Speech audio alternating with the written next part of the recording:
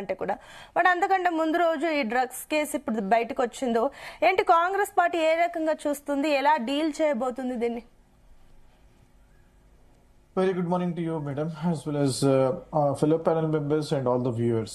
ఏదైతే మనం నిన్నటి నుంచి మనం చూస్తున్నామో న్యూస్, మొన్న రాత్రి ఒక డ్రగ్స్ కేస్ వచ్చింది. అది బేసికలీ బీఆర్ఎస్ మాజీ ఎమ్మెల్యే పైలట్ రోహిత్ రెడ్డి, అదే రకంగా టీడీపీ సిట్టింగ్ ఎంపీ పుట్ట ఐ థింక్ శివ అనుకుంటా, పుట్ట మహేష్ ఈస్ ఫ్రమ్ టీడీపీ. వారు ఇద్దరు దీంట్లో, దాంతో పాటు ఇంకో 5 వీరు పాజిటివ్ టెస్ట్ రావడం జరిగింది. దాంతో పాటు ఇంకో ఐ థింక్ టోటల్ 11 మెంబర్స్ ఉన్నారు అక్కడ.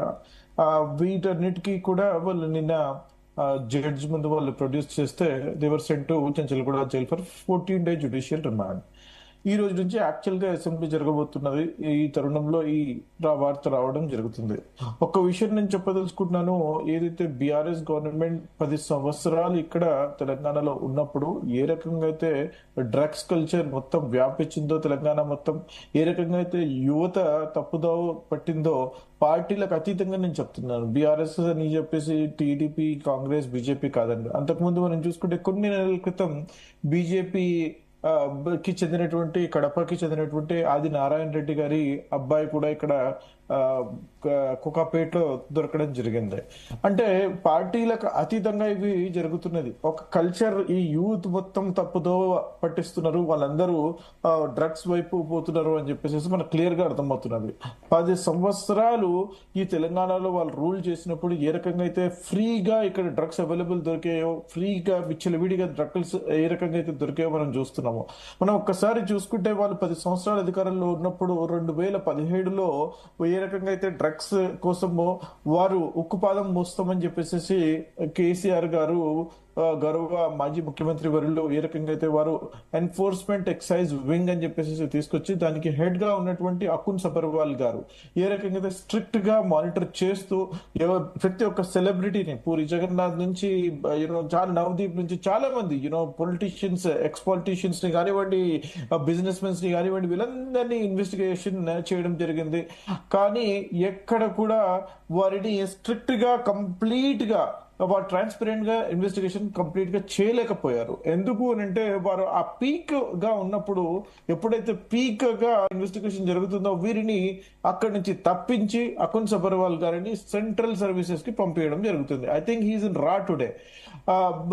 Research and analysis wing central government కి చెందినటువంటి ఏజెన్సీలో వాళ్ళు వర్క్ చేస్తున్నట్టు నా దగ్గర సమాచారం. సో నేను ఏం చెప్పదలుచుకుంటున్నాను అని అంటే, ఒక పారదర్శకత అనేది ఉండాలి. ఒక ఆఫీసర్ అంత స్ట్రిక్ట్ గా వారు కంటిన్యూ చేస్తున్నప్పుడు వారి మీద వారు కంటిన్యూ చేయనివ్వాలా, వారిని ఇంట్రాగేట్ చేయనివ్వాలా, ప్రాసిక్యూట్ చేయనివ్వాలా. అది వారు చేయనివ్వకుండా ఎవరిని వారు మభ్యపెడదామని చెప్పేసి, ఎవరిని వారు సేవ్ చేద్దామని చెప్పేసి పొలిటికల్ ఇంటర్ఫియరెన్స్ చేశారో మనకు క్లియర్ గా మెసేజ్ అర్థమవుతుంది. ఈ రోజు ఈగిల్ టీమ్ అని ఏర్పాటు చేసి ముఖ్యమంత్రి వర్యులు వారు ఉక్కు పాదం మోపుతూ ఎవరు ఎక్కడున్నా సరే, ఎవరున్నా సరే, పెడ్లర్స్ ఏ రకంగా ఉన్నా సరే వాళ్ళు ప్రతి ఒక్కరిని పట్టుకోవడం జరుగుతుంది.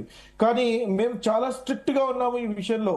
ఎవరు ఉన్నా సరే, పార్టీలకు అతీతంగా, ఒకవేళ కాంగ్రెస్ పార్టీకి చెందినటువంటి వారు ఉన్నా సరే, కానీ ఇప్పటివరకు మీరు చూస్తే ఎక్కడ కూడా కాంగ్రెస్ పార్టీ దీంట్లో ఇన్వాల్వ్ కాలేదు. అంటే కాంగ్రెస్ పార్టీ వాళ్ళు దీంట్లో ఇన్వాల్వ్ లేరని చెప్పేసి మనకు క్లియర్ గా అర్థమవుతుంది.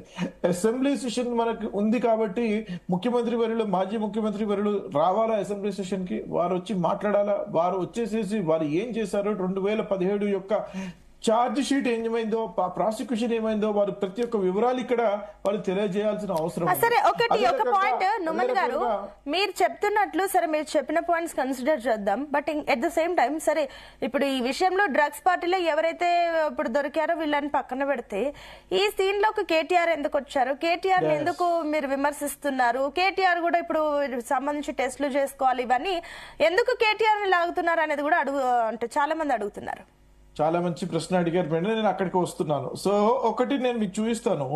మిస్టర్ కేటీఆర్ గారు అందరికీ తెలుసు. Mister KTR and that ex MLA mister Rohit Reddy, these are very close associates అని ప్రతి ఒక్కరికి తెలుస్తుంది. అంటే వారు క్లోజ్ ఉన్నంత మాత్రాన వారిని అంటబెడతారా అని చెప్పేసి మీరు అడగచ్చు. కానీ మిస్టర్ కేటీఆర్ గారు ఆ యొక్క మొయినాబాద్ ఫామ్ హౌస్ కి పలుమార్లు వారి యొక్క వెహికల్లో 6666 వెహికల్లో I should have the picture, నేను తీసి చూపిస్తాను. మీరు ఆ వెహికల్లో పలుమార్లు వెళ్ళడం జరిగింది ఆ మొయినాబాద్ ఫామ్ హౌస్ లో. మరి వెళ్ళి ఏం చేశాడు ఆ మహానుభావుడు అక్కడ? ఇదే కేటీఆర్ అక్కడికి వెళ్ళి, సిగ్నల్స్ ఉన్నాయి, మా దగ్గర డేటా ఉంది, పిక్చర్స్ ఉన్నాయి, ఎప్పుడు ఎక్కడ వెళ్ళాడు, ఎప్పుడు ఎవరితో వెళ్ళాడు, ఎందుకు వెళ్ళాడు, అంతా మా దగ్గర సమాచారం ఉంది. మరి ఒకరు పాజిటివ్ గా టెస్ట్ వచ్చినప్పుడు, పాజిటివ్ రిజల్ట్ వచ్చినప్పుడు, వారు ఇక్కడికి పోయినప్పుడు ఎవరెవరు ఎప్పుడెప్పుడు ఎందుకు పోయారు అని చెప్పేసి ఇన్వెస్టిగేట్ చేయాలి కదా. వైట్ ఛాలెంజ్ అని చెప్పేసి అప్పుడు కొండా విశ్వేశ్వర రెడ్డి గారు అప్పుడు కాంగ్రెస్ పార్టీలో ఉన్నప్పుడు విసిరారు కదా. అప్పుడు ఈయన ముందుకు రాలేదు కదా, ఈయన మినిస్టర్ గా ఉన్నాడు కదా. ఈయన మీద ఇప్పుడు కాదండి, ఈయన మంత్రిగా ఉన్నప్పుడు కూడా సందేహాలు వచ్చేయండి. ఈయన మంత్రిగా ఉన్నప్పుడు కూడా ఈయన డ్రగ్స్ తీసుకుంటాడేమో అని చెప్పేసి పలుమార్లు పిసిసి చీఫ్ గా ఉన్నటువంటి రేవంత్ రెడ్డి గారు చెప్పారు. ఈ రోజు అక్కడ మనకు ఒక్కొక్కటి బయటకు వస్తున్నప్పుడు వీరి మీద మరి ఫింగర్ పాయింటింగ్ జరుగుతుంది కదా. ఆ ఫింగర్ పాయింటింగ్ జరిగిన క్రమంలో వీరు ముందుకు రావాలా, స్వతహాగా ముందుకు వచ్చేసేసి నేను నా మీద మీరు ఫింగర్ పాయింట్ చేస్తున్నారు కాబట్టి నేను టెస్ట్ కి రెడీ, నేను రేపు పొద్దున Monday morning before assembly starts నేను వచ్చి శాంపుల్ ఇవ్వడానికి రెడీగా ఉన్నానని చెప్పేసి వారు క్లీన్ గా బయటికి రావడానికి వారు ముందుకు రావాలి కదా. వారు బయటికి వచ్చి వారి యొక్క మోరల్ రెస్పాన్సిబిలిటీ వారు చూపించుకోవాలి కదా. కేటీఆర్ రెస్పాండ్ అయినట్టున్నారు. సరే ఒకసారి కనుక్కుందాం. Will come back to you. Dattatreya గారు, గుడ్ మార్నింగ్. సో ఏంటండి, 10 ఏళ్ల పాలనలో మీ వల్లనే డ్రగ్స్ కల్చర్ పెరిగిపోయింది, మీ టైంలోనే మీరు దాన్ని కంట్రోల్ చేయలేకపోయారు. అండ్ ఇంకొకటి దట్టు మీ మాజీ ఎమ్మెల్యేలు ఇవన్నీ కేసెస్ చూస్తుంటే పార్టీ ఇమేజ్ డ్యామేజ్ అవుతుంది కదా. గుడ్ మార్నింగ్ సుధా గారు, మీకు ప్యానల్ ఉన్నటువంటి మిత్రులు నుమన్ గారు